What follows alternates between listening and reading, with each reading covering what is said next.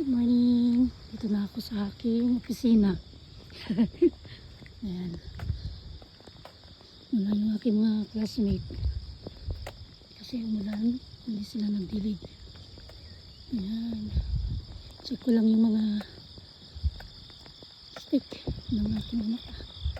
Kasi natutumbahan. Ayan yung aking classmate. Ang gaganda ng mga tanim.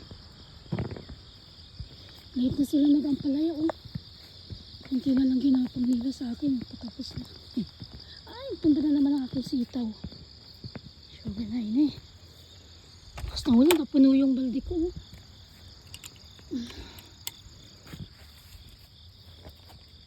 Uy, napakabad na. Napuno yung mga balde ko. Ayan. Ang sitaw, umaksak. Buti hindi naman lumulubog na akin. Yung bagong sitaw ko. Ang ganda Lumubog ang sita. Hindi na kaya. May ka na ayusin. Lumubog. Dami ko sili. Thank you. May agad.